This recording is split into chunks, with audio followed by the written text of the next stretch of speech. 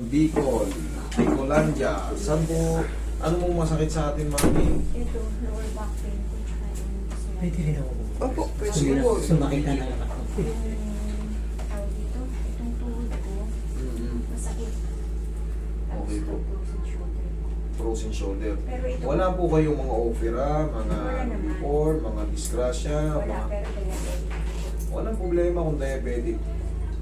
Okay, yun lang po. Yun lang. Sige. Ayun. Kailan pa po nagsimula yan? Tingnan ko nga po yung 5 Ito, step. nung October, naramdaman ko, humina yung tuhod ko. October this last year. Last year. Okay. Umakyat ako ng hagdan, tumutupi yung tuhod ko. Parang humihina na, parang hindi nyo Oo. may taas na pagdan. Oo, basta pag siya ang iniapa ko, Weak. siya yung pinaka ko, parang lumuluhod na siya. Tapos, nung November, Itong balakang nyo, medyo ano to. nung November naman, namanhid yung dalampakan ko. Na-twist yung tuhod nyo, mami, yung. Ayan, oh. Malinaw na malinaw. Tapos, December, Buong kaliwa. Ayan, oh. Tingnan nyo, nagpatong. kaya nga eh. Kaya, Ganito masakit. yan, oh. Kaya pag naglalakad ako, parang Hindi nyo may ko siya din. maitupi. Ayan na. Tingnan nyo, dapat yan Oo hindi nga. tatama. Oo nga, no. Ito, malinaw na malinaw, oh. Point. Kaya nga. Pero pipihitin ko lang yan. Oo. Madali lang yan. Masakit yung dyan ko, parang kinakabahan. Sumakit yung tiyan nyo, kinakabahan kayo. Oo, baka makapandumi kayo. May CR tayo dyan. Hindi naman. Pero ano, ibig ko sabihin, nanonood naman ako sa'yo, nakikita ko naman yung mga reaction nila. Kaya lang pag nandito ka na, Nag-refresh. medyo Nag-iiba naman. nakakabao. Alam nyo nangyari sa ano? Hindi, okay. Hindi masakit. Pero pag alam mo, pag masakit ang nararamdaman ko, nanonood ako sa'yo kasi parang gumagaling ako. Pero pag hindi na ako nanood sa'yo, nararamdaman ko na ulit yung masakit ko. Ganito yan. Ito kasi itong tuhod nyo, bunga ng edad na to. Pansin nyo, di ba sabi ko, na-twist yan. Ang laki po ng ano, nabiyak. Yeah. Hindi, ano to eh. Ang tawag dyan, yung bone spar. Pero, putuyan natin. Kuya, para lang maramang totoo. Hindi ko yan naglalakad. Hindi yan umaalis ng bahay. Oo. Ayaw na maglakad ng maglakad. Hindi, kaya hindi ako naglakad kasi nung, di ba, na-diagnose ako ng diabetic nitong January. Pero masakit na ang paa ko, mahina na. So, pag naglalakad ako, nasasaktan ako. Ayun Kaya na, mas ayos gusto yun. kong umupo. Kaso, naano naman ako nitong lower back ko. Ma'am, ito yung gusto kong sabihin sa inyo kanina eh. Di ba, napansin nyo itong lower back nyo, itong medyo may ano eh. Itong anterolisthesis. Yan o. Anterolisthesis L5 over S1. Okay. Vertebral height and disc space are maintained. Excuse. Pero ito, yan o. Ah. Ito o. Yan, L5 over S1. Yan yung kita. Ha? Hindi kita? Dali. Paano? Yan. Yan. Dali. Hindi. Paano ba? Yun. Yan o. Yan. Tignan mo. Layo. Ayan o. Ayan. Ito, mami, kita niya ba? Ayan o. Oo, hindi ko naman siya maintindihan. Hindi nyo. Nakikita nyo, pero hindi nyo maintindihan. Oo. Kailangan itong vertebrae na to. Ay, ano, yung pang market.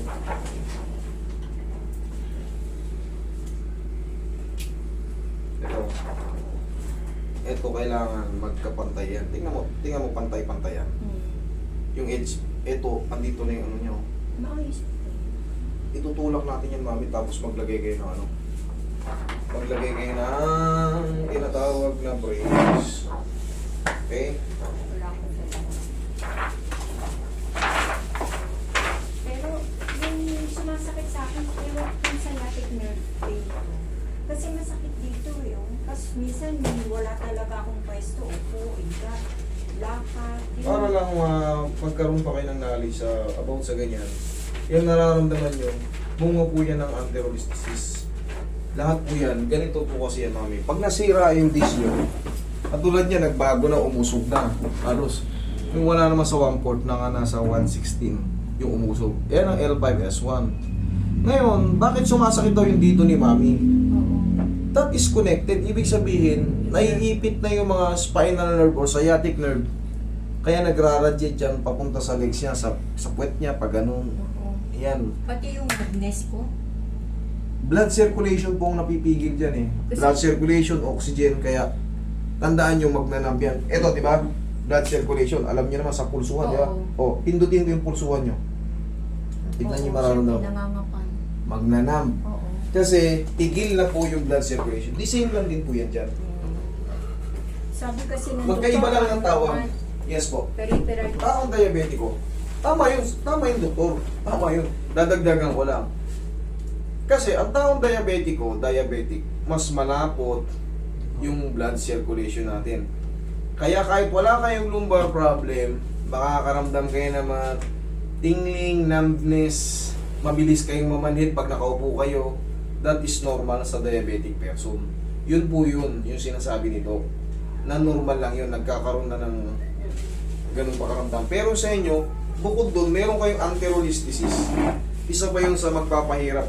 Kasi yun, bukod sa may irritation. Yun ang madadagdag doon, yung pain. Okay? Pero pag diabetic kayo, oo, sasakit-sakit mga kasukasuhan nyo. Parang ano kayo, matamlay kayo, may manhid-manhid, nahihilo-hilo minsan. Pero hindi yung sobrang sakit. Ito kasi wala kayong posisyon, minsan wala kayong posisyon kahit anong upo, higa. Hindi naman pala frozen, mami. Pero, may masakit siya dito sa ganito. Sige. Yung mga sakit-sakit sa kasukasuhan, Kapag gumagano na kasi masakit. part lang din ng ano yan. Yun yung sinasabing, okay, engagement. Pero yun sa'yo, yun ang pinakamahirap. Yung nasa, yung anterolist disease mo. Grade 1. Pero yan, pag umiidad tayo, mas lalo po siyang lumalala. Kasi yung mga disc natin, hindi na po nakaka-recover yan. Kumbaga, dating ganito kakapal, madalas ko yung ini-explain. Pag napirat siya, hindi na ulit yung umaangat. Pirat na talaga. Nagiging tightening disc. Ngayon, ang kailangan natin dyan, brace natin yan, ma'am. Nalagyan natin ng brace. Para kahit paano, malimitahan yung ano, yung mga pagbubuhat ng mabigat. Relax na. Huwag lalabanan.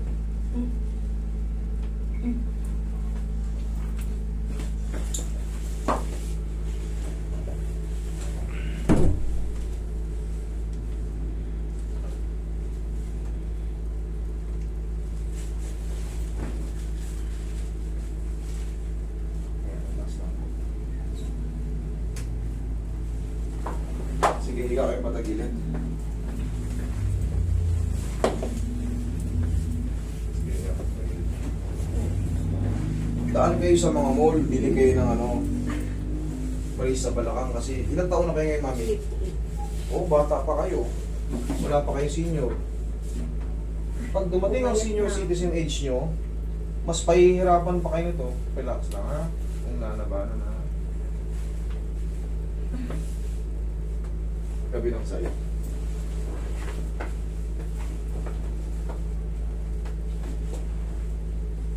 Mas pahihirapan pa kayo pagka lalong... Buti nga kayo kahit pa paano payat kayo. Pag paano kung may... Umayat na ako. Relax lang. Sir. Pero makakatulong sa inyo yung pagpayat nyo. Mas mabigat, mas matindi ang compression. Madadamay pati L4, L5 nyo. Dapa.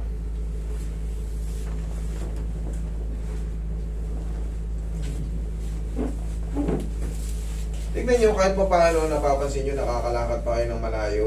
Kasi nakakatulong ang pagkaan natin.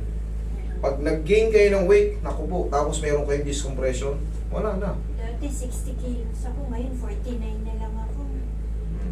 Kasi nag-diet ako. Very good. Very good yun, mami. Nung nalaman kong Diabetic yan? diabetic ako, Tama yan. 20 yung sugar ko, nung nag-diet ako, naging 6. Pero Very good. pumayat naman ako ng gusto. Hindi. Balik lang kayo sa ano. Huwag lang kanin. Kaya, Balik lang kayo sa kain. Huwag lang kanin.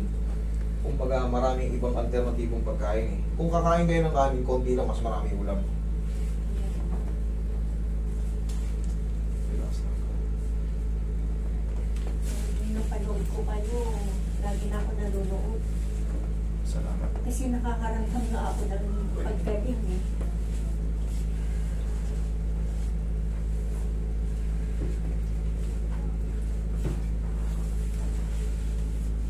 Ouch. Tiis ka. Gusto mong kumain. Oo naman. Sige, Ron. Okay? Kailangan nyo lang pag-aralan yung tinuturo ko. Yung movement na tinuturo ko. Opo. Yung sumisipang pasay. Kailangan nyo lang yun. Ginagawa ko naman yun. Nasa kaya lang syempre hindi pa ako nagagamot eh. Iba talaga yung, iba pa rin yung may adjustment talaga ng marunong. Ihaya kayo.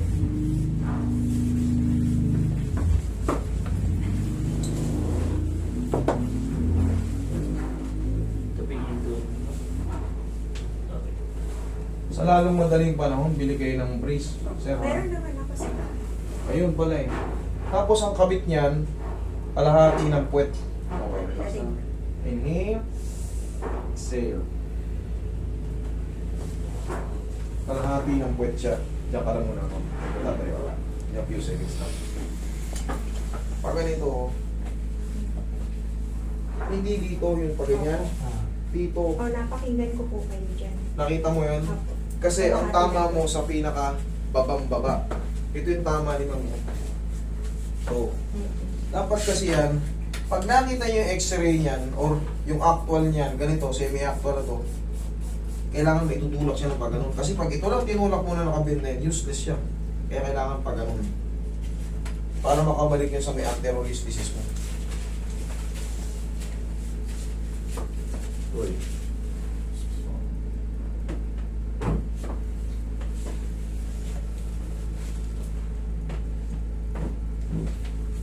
Ito yun, di ba?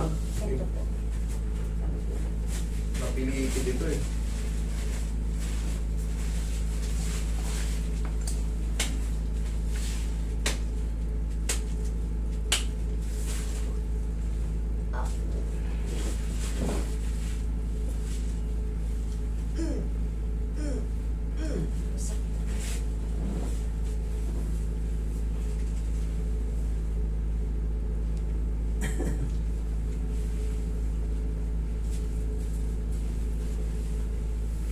Arthritis po yan.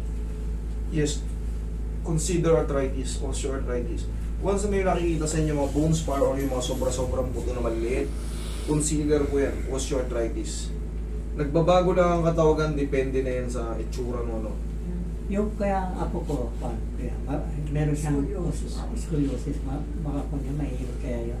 Ilang taon na po? Wala siya. 16. Oh, ganito yan, para magkaroon kayo ng knowledge about dyan, para hindi kayo mag-isip na mag-isip. Ano po yung scoliosis niya, gaano katlaki? Yung degrees, angle code.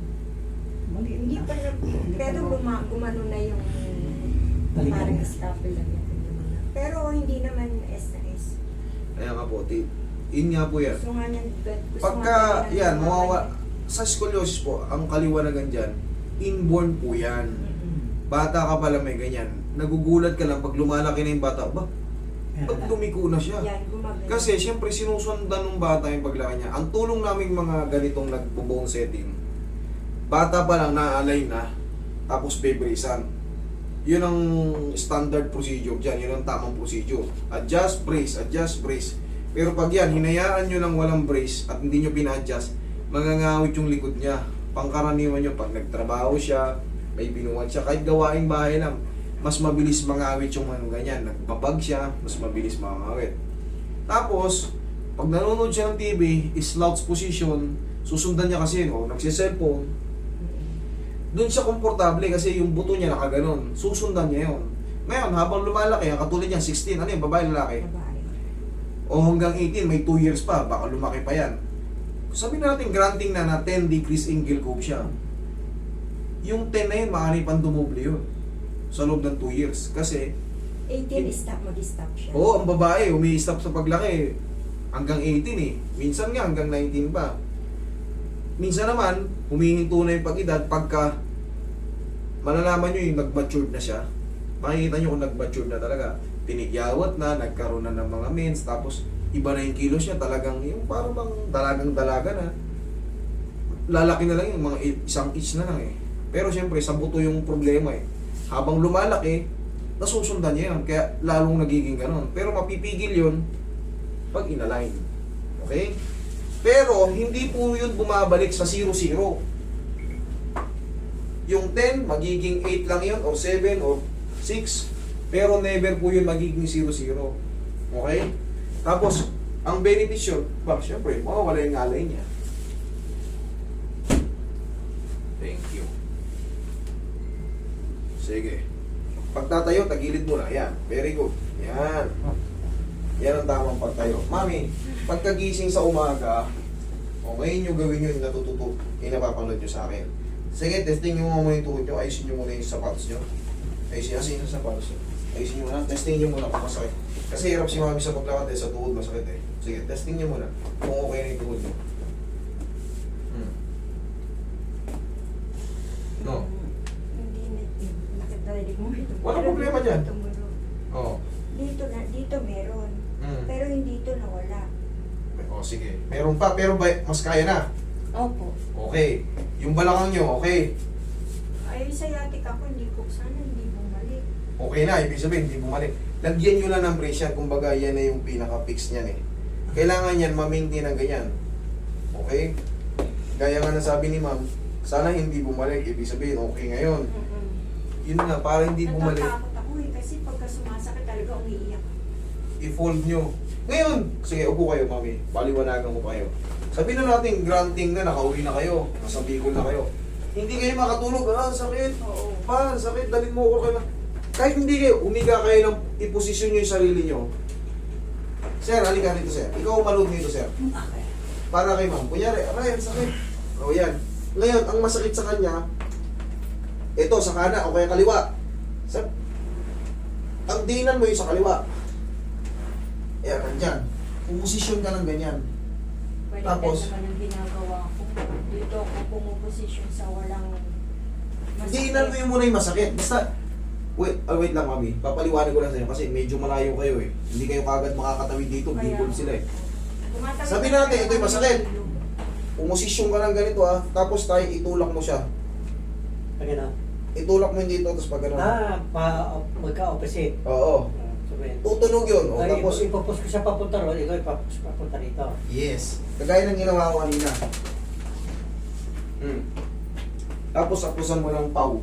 Yung balakang niya. Okay? Hindi kayo magsisibir, mananatili kayo. May, normal yun, may pain kasi. Pero at least, hindi kayo aabot sa, yung naramdaman nyo nun na hindi ka makatulog, umiiyak-iyak ka. Galawin nyo lang left and right. Pag hindi umubra nun, sa kabila naman. Okay? Para kahit pa paano, umusog yung ano. Kasi siyempre, kahit gawain bahay lang, may inabot lang kayo. Wala nga akong ginagawa. Nga yung mga paabot-abot lang ng ganun, yun lang yun. Kahit ka sa higaan, minsan, ano pa yan eh. Okay? Okay? O, yung shoulder, check mo. Dito. Okay, wait lang. Hindi ko pa ito na eh. Play ko to. Iyan, master, nakita mo. Ito, diretso. Ito, hindi. Sige, wait.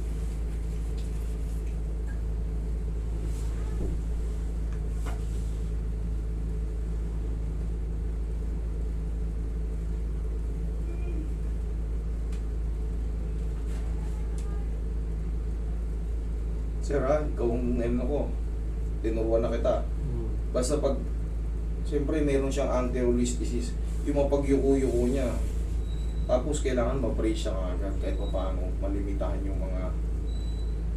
Pag nakapunta kami ron, makahanap kami makabilis. Sa mall, meron niya sa mall. Meron sila mga bata. Yung kay Hana? Pwede ba yun? Hindi. Ow!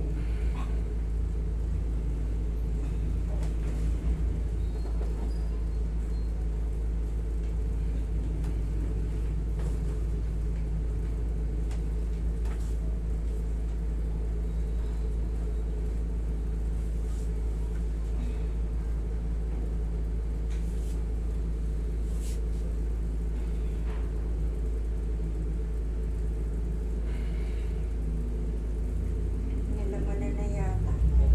Hindi tingnan mo. Oo. Almost the same na. Kunti na lang. Pero that is normal. May pain pa yan sa loob. Pero almost the same na. Kunting stretching pa yan. Okay? Thank you so much, ma'am. Salamat po. Salamat po. Umuwi kayo ligtas. Oo, salamat din po.